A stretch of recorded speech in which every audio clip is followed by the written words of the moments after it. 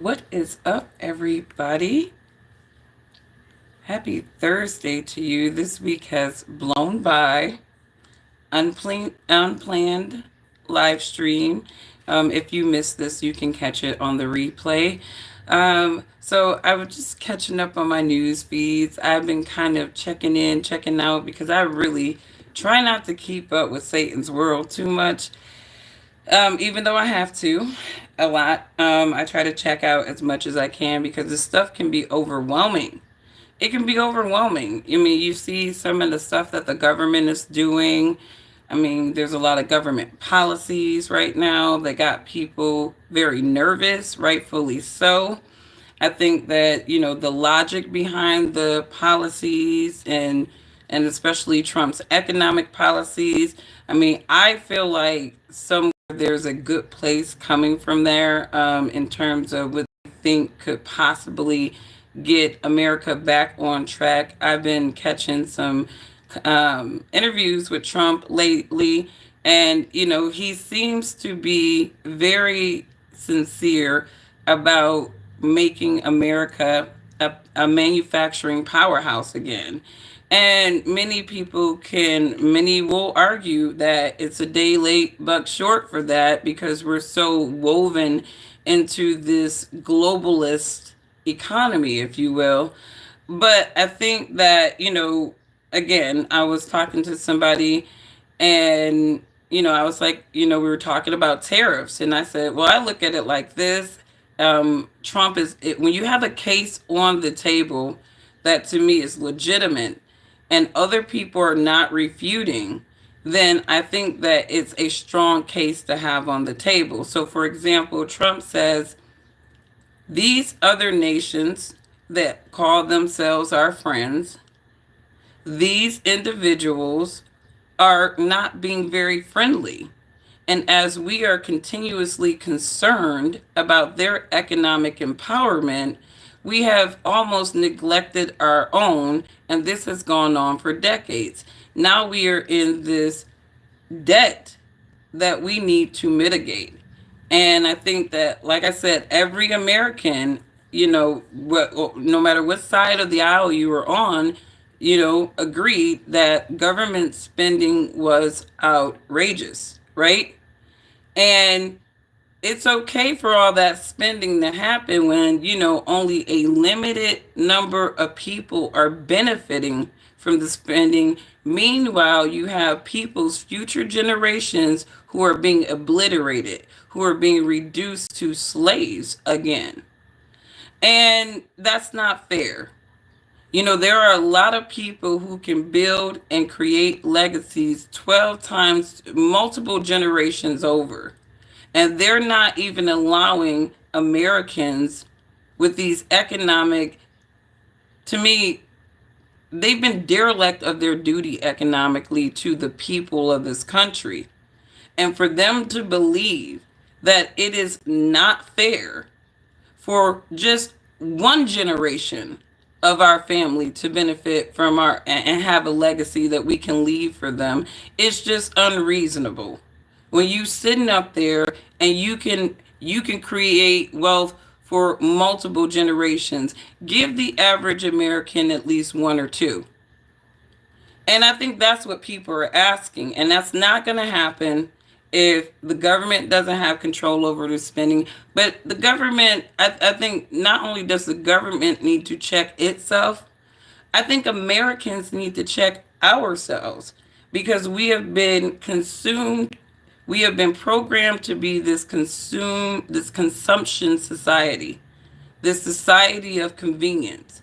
And when you become a society of convenience, that means that you need to rapidly produce things to meet the convenience levels of people in the society, right? So this is where the offshoring stuff really comes into play. But at the same time, what has Americans really sacrificed with all of this overseas offshoring, a lot of our manufacturing? We have lost quality. And I think the average American who kind of remembers a time when American products had more quality, right? You look at a time where a lot of times those things were, what can I say? those things were American hands on them. You didn't have a whole bunch of foreign countries with their lack of weird quality. But anyways, getting back, and what's up, Ghetto Planet? I just was, first of all, this is an unplanned live stream. So if somebody, let me go check my thing, because if anybody coming up in here demanding me to just get on topic right now, you can get the out. We don't do that over here. But anyways, I wanted to get into that introduction because again, there are a lot of people who are nervous about the things that are going on in this nation. And as I listen to all these different opinions about this and that, the fact remains that the United States needs to get a handle over its on its spending. Americans need to learn how to simplify their damn lives, a lot of us. But anyways, getting to the topic at hand when I feel like it. Jasmine Crockett recently, or I don't know when this interview dropped, but it's going viral. And she's saying things like, let me just play a little clip of it. This is from the Breakfast Club, so I don't want to get a strike, but just fair usage. What you talking about, Jasmine? Some of our skin folk who definitely are not our kinfolk, such as Byron Donalds, who are going to continue to say that, like, I mean, the fact that you sitting around talking about life was better under Jim Crow.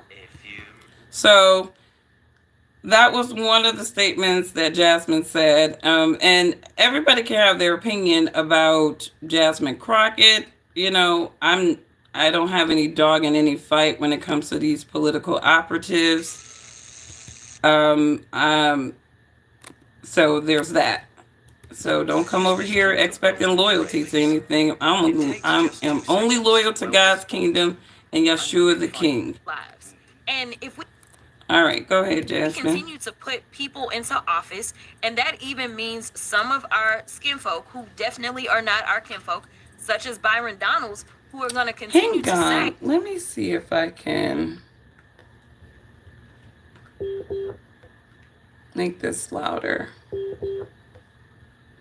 You guys know this is not one of those little productions.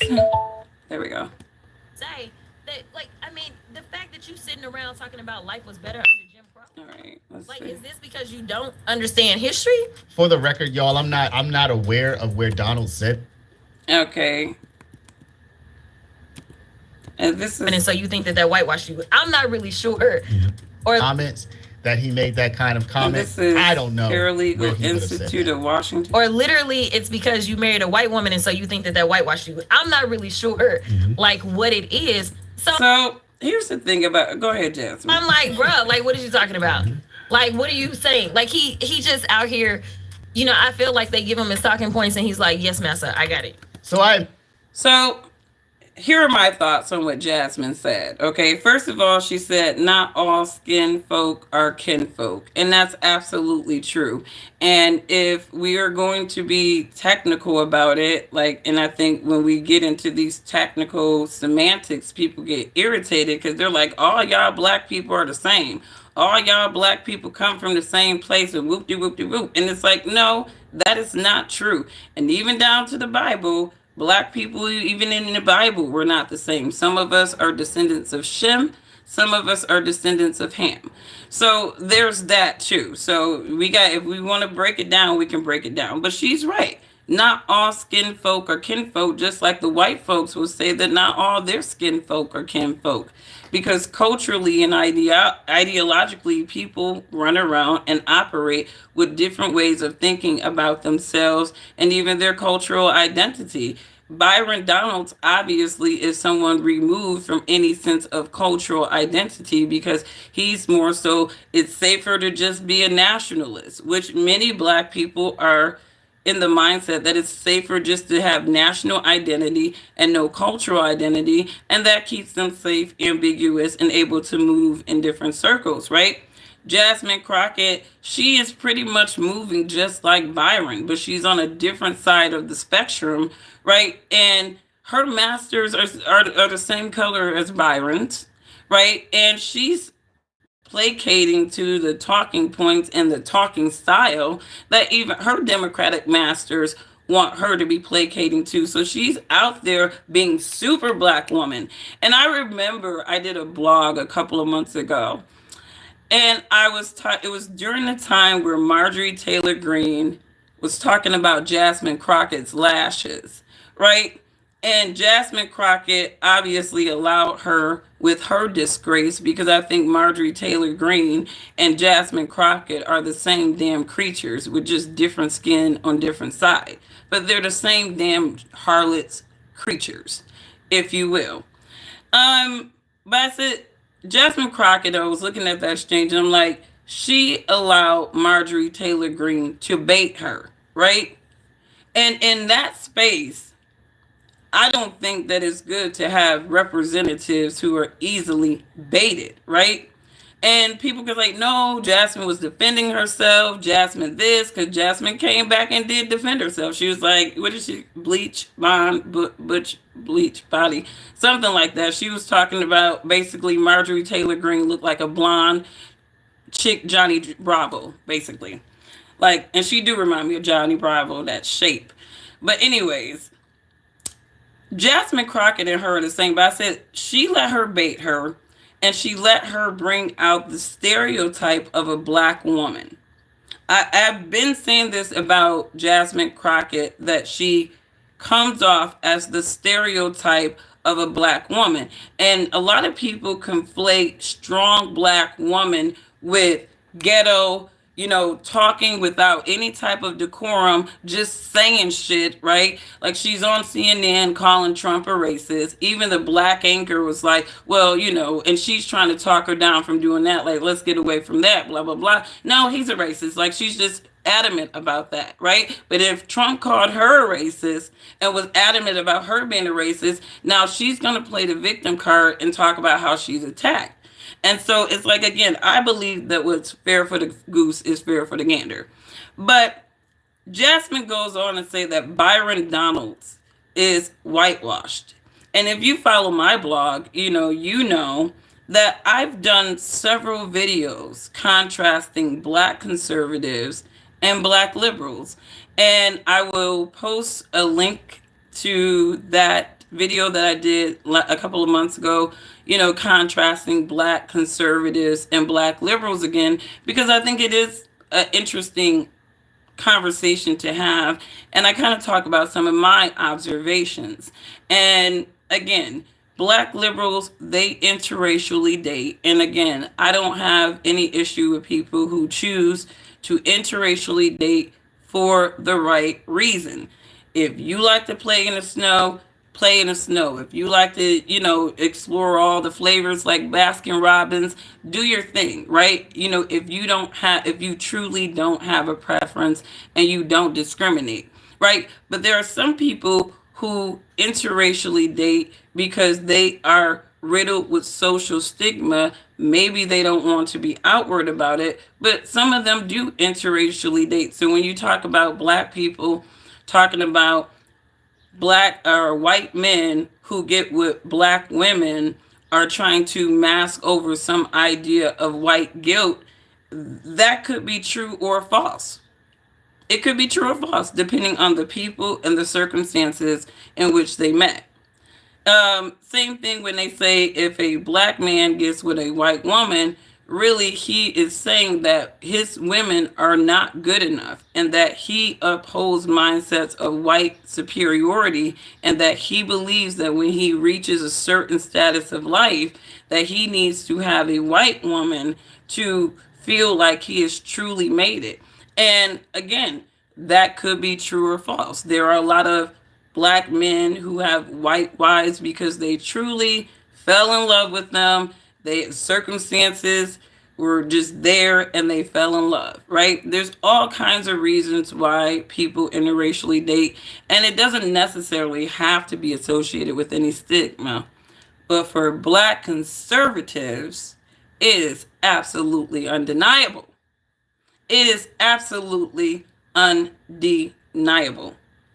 Black conservatives, and you can just go down a list of just your top black conservatives, and you are going to see that reoccurring pattern and theme of a white mate. Now, I don't think that's very coincidental.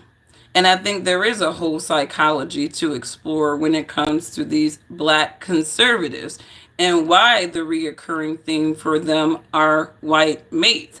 And it does, and I'm not going to say that Byron Donalds was whitewashed by his wife. No, no. Byron Donalds was probably likely whitewashed before his wife, right? Tim Scott, Thomas Sowell, Candace Owens.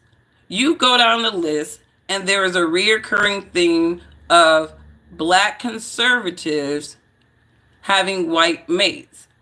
And I personally believe, and this is just my opinion, they are doing it because of a stigma. They are doing it because they have to uphold idealisms of white superiority. And even a common sense white person can look at the trend and say, yeah, it is kind of weird that black, when they're conservative, they're just, they can't find their own, or they have to talk very, you know, demonically about their own. They have to talk down on their own. They have to remove themselves from their own. You know what I mean? And to her point too, Byron Donalds is like Kamala Harris in my book, right? You are not a foundational black American. You are a product of black looking immigrants to this nation. So not all skin folk are kin folk. Because even down to our ancestry, lineage, spiritual background, we're not the same. We're just not. So Jasmine Crockett is doing her job. She's doing what the Democrat machine that pays her to do, which is go around, talk your shit, girl, be that stereotype of black women.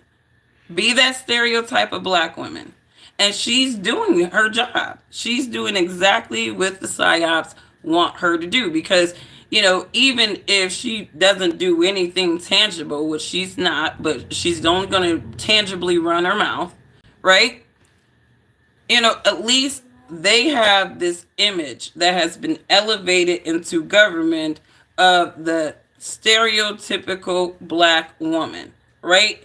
When you think about, your more conservative black women that have been in these political circles, you really don't hear too much shit about them. They stay in their lane. They have grace. They have decorum, right? But the liberals need their black women activated, Megan Thee Stallion, big old bundles, lashes. They need her the stereotype of what they envision black women, right? And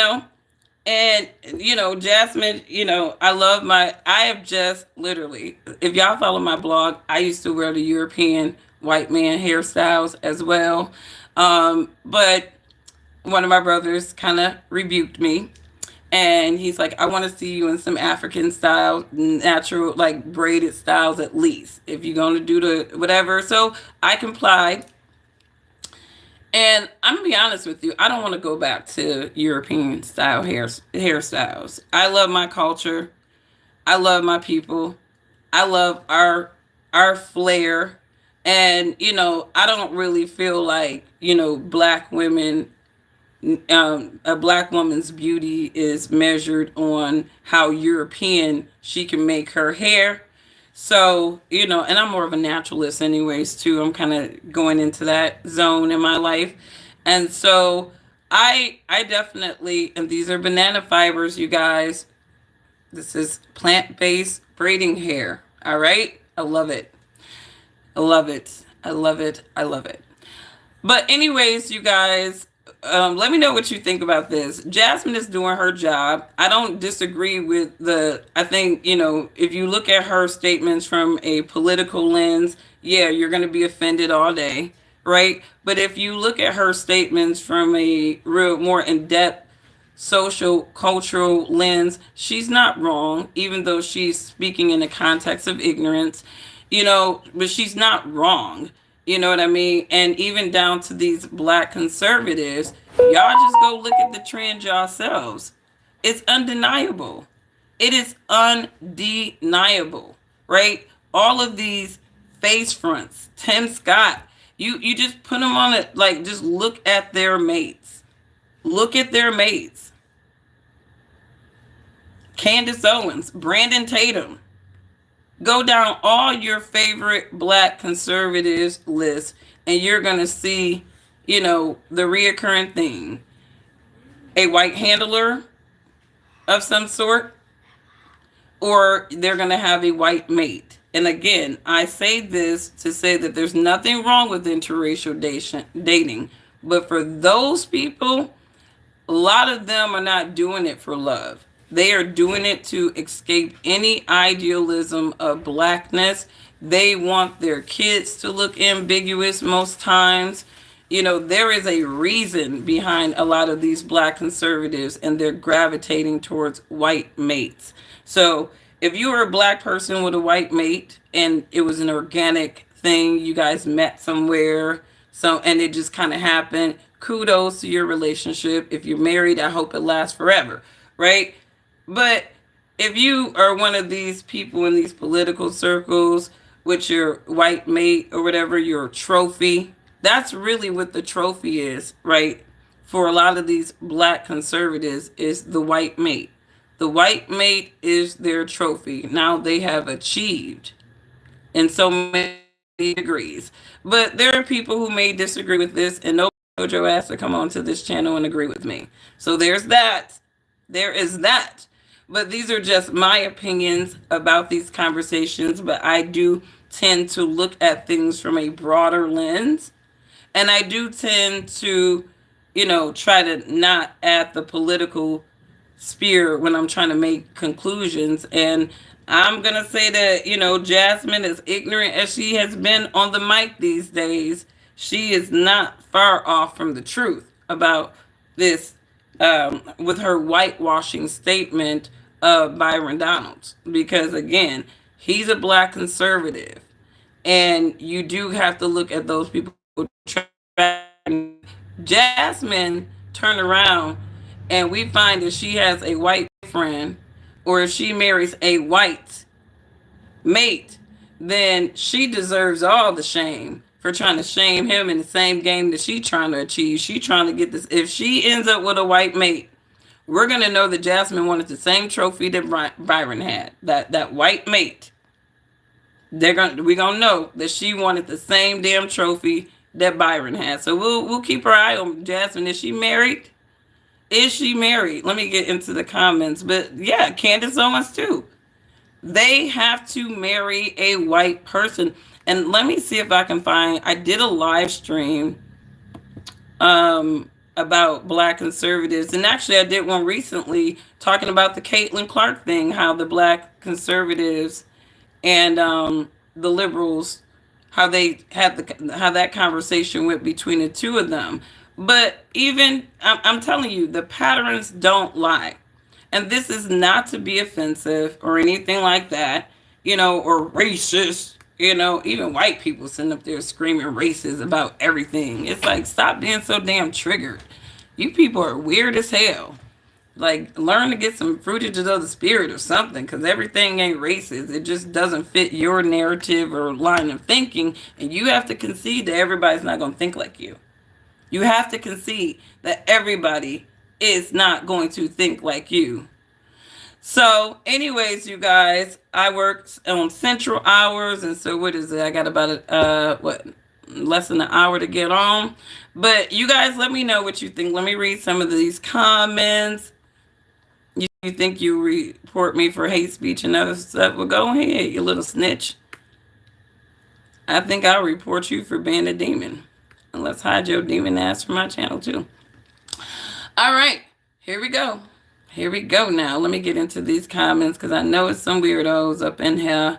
Good morning. Interesting topic. I have not been keeping up with the politics lately. What's going on, Ghetto Planet? Show some love to my is it Byron Donalds. So Jasmine Crockett was, I guess, there was a clip of her on a Black Breakfast Club that has recently gone viral, and she is talking about Byron Donald, some of his comments about Jim Crow. And I think to add some context to his comments, because obviously this is a recycled Republican talking point, he's trying to grab some talking points from Thomas Sowell, right? And, they like to argue that during Jim Crow, this is their argument for the black family, that segregation benefited the black family more than integration. Because once black people started being integrated, pretty much we saw the disillusion of the American black family. And I will only say this, that I remember that there was a Michael Jordan movie when I was a kid. It came out. It was a biopic of Michael Jordan. And there was a scene in that movie where he has toothpicks. And Michael Jordan's dad breaks one toothpick, and he said, "You see how easily one toothpick can break."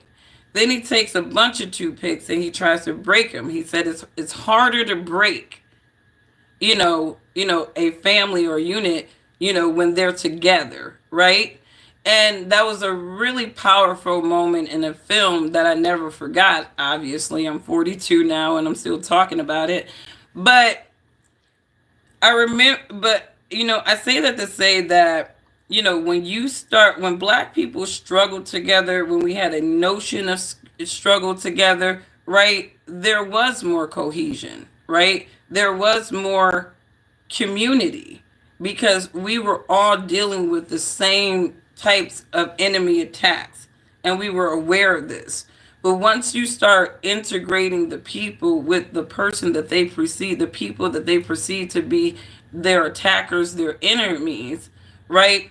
Then you start to break that notion of struggle together, and it becomes every man for themselves. And so I feel like Byron's comments were probably, and he could have just said something like that, but it could have been possibly rooted in that the psychology of black people and staying together and being cohesive was different because they had no choice. And so they were able to, build legacies, build families, because, they had no choice but to be together. But once they started integrating in America, that's pretty much where you saw the dissolving of the black family slowly but surely through the generations. And then you get into like the late 60s, 70s, where they're introducing the welfare program with stipulations of single mothers and children and not black men, and if a woman could benefit from these services, she had to have no man in the house, which forced a lot of men during horrible economic times to leave the household so that their family could benefit from those benefits. So, when you really dive deep into the social ramifications of some of these programs that were designed to help, some of them did end up hurting, because here a lot of our black families, we're not passing on generational wealth. A lot of times we're passing on the ideas of generational bridge cards. And so, I can imagine that could be maybe an essence of what his Jim Crow comments meant, and I try to be fair in these discussions as well. But regardless, Jasmine Crockett is just out here saying shit. And, the Democrats keep putting her as a face. She's like, she's our next gen Shirley Chisholm. But it's like, bro, she's going to hurt the party more than she helps it in the end if y'all don't sit her the fuck down. Where's Kamala? Did they just completely 86 her? Is she still paying back her donors or whatever? Where's Kamala at? I see they got AOC on the mic too. So we'll see what the Democrats are doing. I think they're just desperate. I think they're desperate. They don't have anybody really to represent their party, because how can you represent a party with no ideas? How can you represent a party with no ideas? It's like the Democratic parties after this last Trump loss literally became the party of no idea. They were big schemers, just scheming their asses off. And now they're like the parties with zero ideas. They have zero ideas. But anyways, you guys, let me get off so I can get on with my day. You guys, who is, oh, you said, let me go down here. What's going on, Ruben? I see you.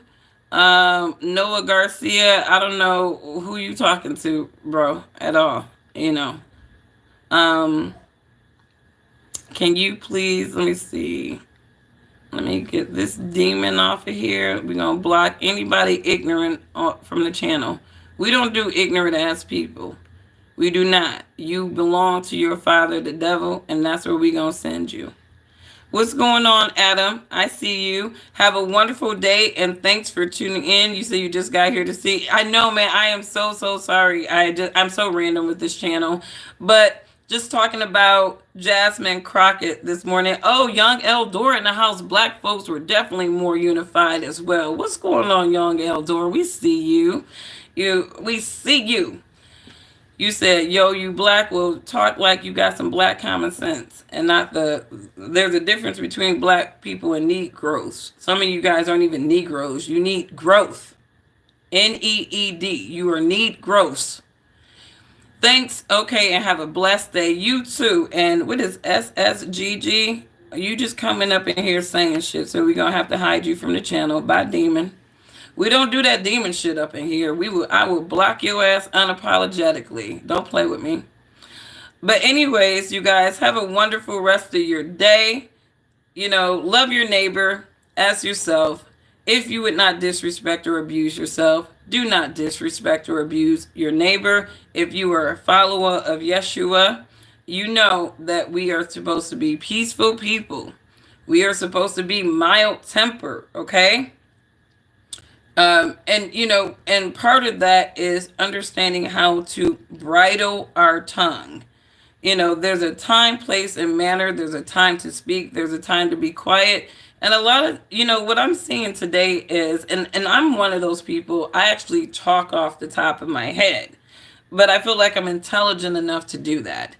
I don't do a lot of preparations for my blog. I just see something and I'm like, let's start talking about that, you know, but I'm intelligent enough to do that. Right. But there's some people, they cannot just go around saying shit without an overall plan. And so the problem with the Democratic side right now, and this is just some advice for them, don't have not one motherfucker talking on your behalf for your party to the people and to you so down who your champions are. Because right now, y'all just throwing shit on the wall and just trying to see if it stick. And what's happening is you are having people more and more removed from your base. So you got people like Jasmine Crockett, who she is, I will give her flowers for, you know, whatever accomplishments she has made to weave herself up in that political system. You know, nothing defiled, but if hard work stuff, right? She is more decorated and esteemed than Marjorie Taylor Greene and Boebert. Those women are clowns, right? And as even the conservative side have clowns, but she is not the voice for the Democrats. They're going to shut her ass up like they really started shutting Marjorie Taylor Greene up on the conservative side. I don't just hear Marjorie Taylor Greene out there just saying shit now because somebody tamed her and told her to shut the fuck up, let the men lead, and we will only get you on the mic when we need you to be on the mic.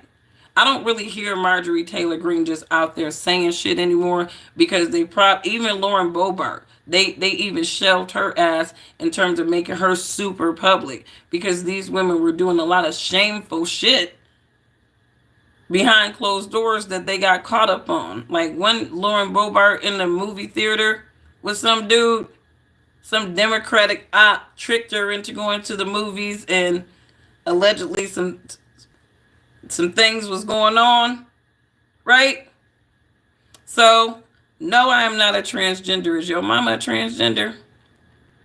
But I'm just saying, it's one of those things where these are the same type of animals on different sides of the coins. But for the Democrats, because they are on the losing side right now, they are picking up everything that they had prideful. They need to really make sure that the people who are talking, who are facing their party, are people that people are not already tired of. So Gavin Newsom, don't know about people are already tired of him. He's trying to act like he's, had a change of heart from all the radical stuff that they were pushing within the last 5 years, right? So now they got people who are literally, we're going to switch sides and basically, we're sorry, we were wrong. It's like, no, you were very intentional. You were a psyop, and you knew you were a psyop. So I think, it's going to be interesting to see what happened. I think Democratic media is suffering because they got the same usual suspects, people talking about the same types of things, right? I was actually looking at Urban Politicians TV, and Trick was on Charlie LaDuff. And I guess he had this panel talking about all the wars and getting people's opinions about the fundings of a lot of these wars and stuff. And they're talking about, Ukraine and funding Ukraine. And I guess he had some black gay guy, serving in Ukraine, right? Where's that? Let me see if I can find that. It was an interesting exchange. Trick went off. Stop. Don't play with people in Detroit. We do not play that at all. We do not play. We mind our business. We stay in our lane. But we do expect for people to kind of extend the same courtesy. If you're from the Midwest, that is your thing. Like Midwest people, they say that we're mean and all that stuff. No, we're pretty gritty people. We're pretty gritty people, but we're very we ain't gonna be all up in your face trying to be in your business or nothing. But if you need help and we're in a position to do it, we'll do it. But we don't play all that extra stuff that they be trying to play on us. So Trick was on Charlie LaDuff. Let me go and play this. This is Urban Politician TV. And the billions and billions going overseas when you're seeing what's going on in this city. I don't support money going anywhere until home is taken care of.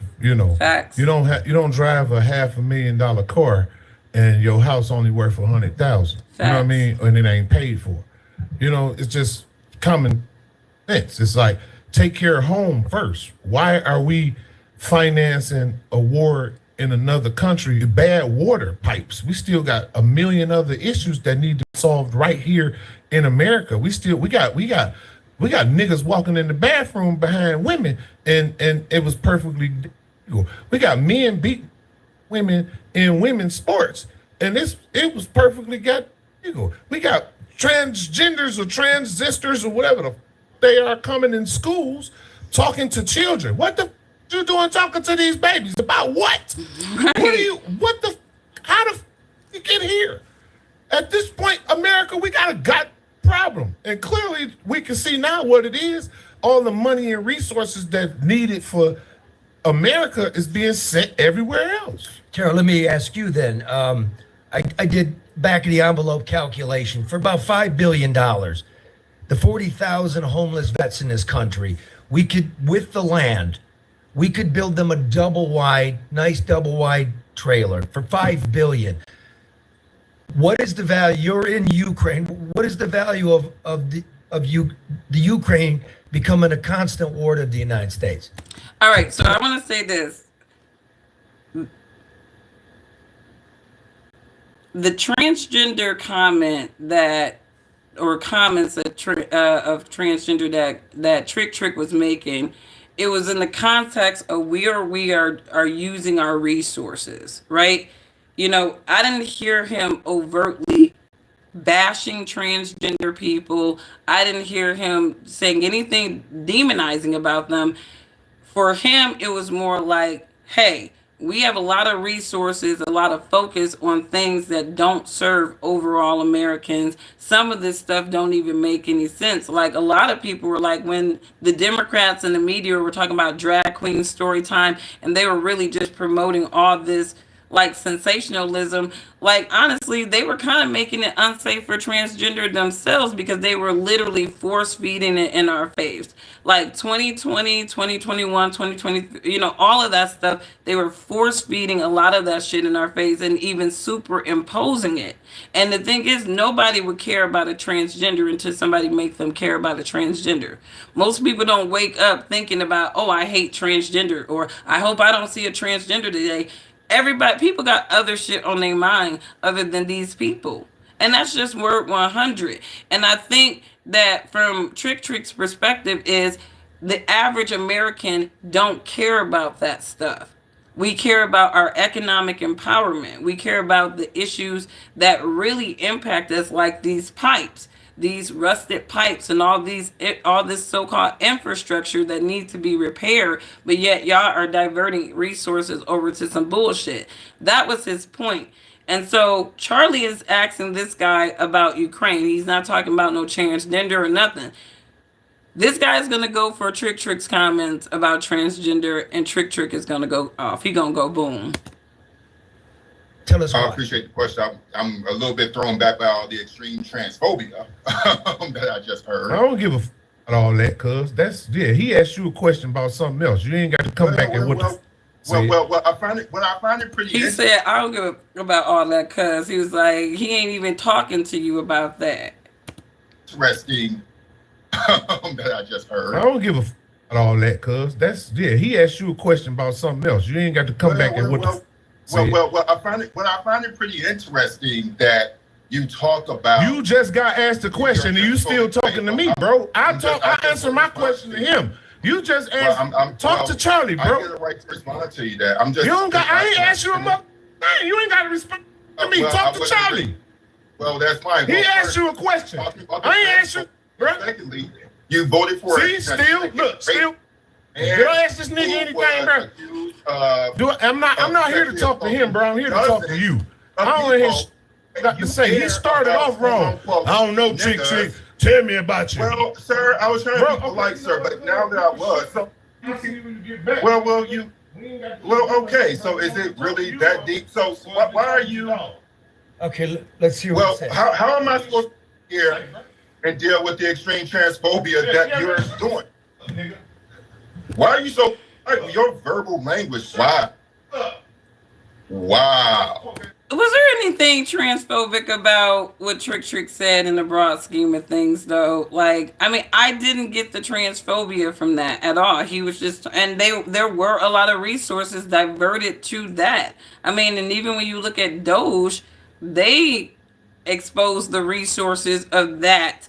Even us funding that in other countries, they're talking about some, education thing in Chile or something like that. Like it was like there was like a funded mission in the government to spread this ideology around the world. They even had Kamala Harris's ass in African nations trying to rebuke those leaders for not having LGBTQ type of friendly laws that mirrored the West.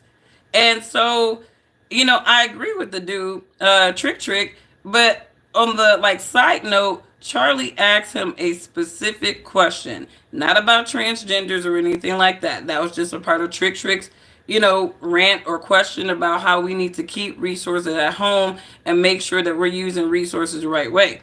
This dude couldn't even talk about resources or economics because all he heard was, oh my God, this is somebody who's saying something transphobic, right? And so now I have to completely leave the conversation and really just focus on this guy and his transphobia. And this is what pisses Trick off. Nigga, I don't want to hear that.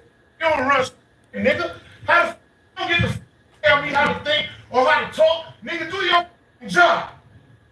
You don't got to say, you can shut the up, nigga, and keep talking to this man. I ain't asked you a goddamn thing. He asked you a question. And you wouldn't like to get your I find it so interesting. I'm a grown man, little boy. Little self-control about interesting. You're just wow.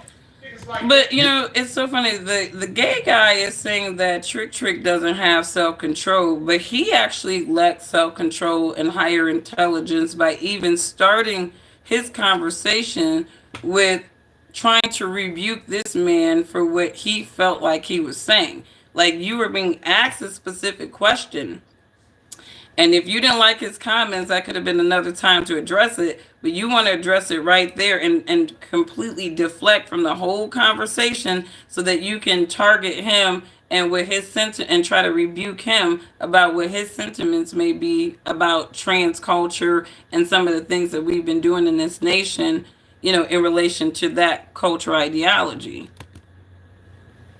You lack emotional self-control. Somebody how to think. Who the f made you the moral authority over how anybody talk, dog? Who? Well, I found that interesting because who made you the moral authority to tell anybody how to talk? Where the f you get your positioning to tell anybody how to talk? I'll wait now. Oh well, I ain't got nothing to Think say. so, nigga. Yo, was big head. Shout out Urban Politicians TV.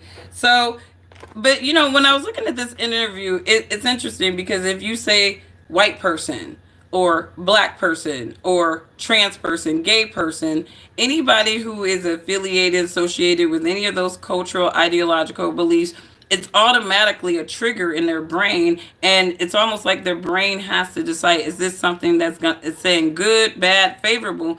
If it's not something that is more in line with that cultural ideology, then all of a sudden the hearer is automatically going to offense when really there's nothing to be offended about. You know, I think gay people need to realize that not everybody's going to agree with their lifestyle. There are a lot of people who, from a religious perspective, cannot support that lifestyle because it is against their beliefs, against their God, against their faith. But my faith does not tell me to go out my way and be rude and mean to gay people. Like, my faith does not tell me that. Like, it doesn't tell me to advocate for them. It doesn't tell me to go out of my way and make them feel comfortable about their gayness. No. But it does tell me that I should love my neighbors as myself and treat people the way that I want to be treated. And so I have gay neighbors all around me. We get along, right? Are we all up in each other's houses breaking bread? No. But at the same time, you know, there's a mutual respect of existence and space. And I think that a lot of people will have a hard time, you know, with a lot of these social arguments because obviously they've been conditioned into just social ignorance, you know. So I think that this guy really just got triggered when he heard a conversation about resources being allocated to trans people, and obviously it was coming from a lens of somebody who did not support the culture, and he got triggered.